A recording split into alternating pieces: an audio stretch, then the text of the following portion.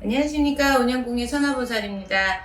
오늘은 윤석열 대통령 하반기 운세에 대해서 말씀드리려고 하는데요. 제가 작년에 윤석열 대통령 신점을 봤습니다. 근데 제가 개묘년 한 해 들어오면은 음력으로 3, 4월 달부터 고비가 시작되고 진행이 이제 되기 시작한다라고 말씀을 드렸고요. 6, 7월 달부터 이제 탄핵까지 갈 수 있다라고 이제 그때 말씀을 드렸었는데요. 지금 음력 7월입니다. 2024년 개묘년에 7월 달인데, 지금 뭐 탄핵이 딱 됐다라고 볼 수는 없지만, 이제부터 탄핵 시작이 되지 않았나, 이제 싶습니다. 그리고 탄핵 준비하고 계시지 않을까, 저는 그런 느낌이 왔고요.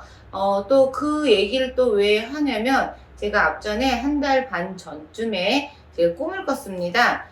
검사 옷을 입으신 분이 누군가에 쫓기듯이 핵오염수 같은 물통 뒤에 숨어서 개처럼 막 숨어서 이렇게 도망가시더라고요. 그러다가 그 핵오염수 물통인지는 모르겠는데 깨고 보니까 그게 핵오염수 물통 같아요. 근데 그 검사 옷을 입으신 분이 갑자기 그 물통 뒤로 싹 숨어버렸거든요. 근데 뒤에는 뭐가 왔냐?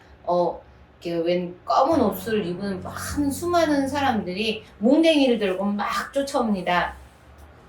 그리고 그 앞에서 뭔가를 지휘하시는 분이 한 분 계셨는데, 그분 같은 경우는 파란 옷을 입고 막 호루라기 하면서 같이 몽댕이를 들고 막 같이 쫓아오세요.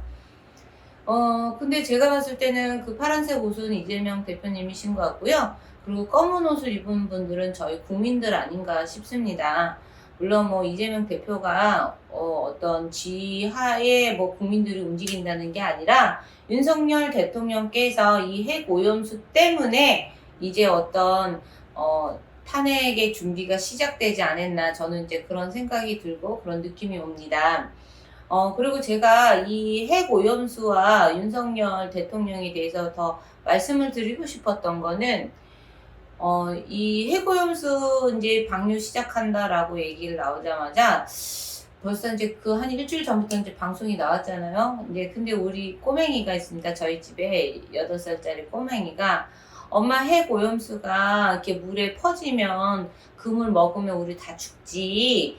그리고 엄마 우리 그거 소금 먹으면 죽지. 엄마 그리고 나는 김도 좋아하고 미역도 좋아하는데 그거 먹으면 죽는 거지 하고 애기가 너무너무 걱정을 합니다. 그러더니 우리 애기가 저한테 그러는 거예요. 엄마, 할머니한테 기도해서 저기 대통령 아저씨한테 이거 물 뿌리지 않게 해달라고, 애기 표현은 그렇게 얘기를 했습니다. 그래서 그걸 보니까 정말 가슴이 조금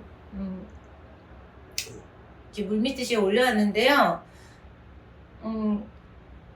어쨌든 하반기 운세에 그 이제 꿈을 보면서 느꼈던 거는, 어쨌든 지금부터 이제 윤석열 대통령은 관제가 시작될 것이라고 저는 믿고 있고요.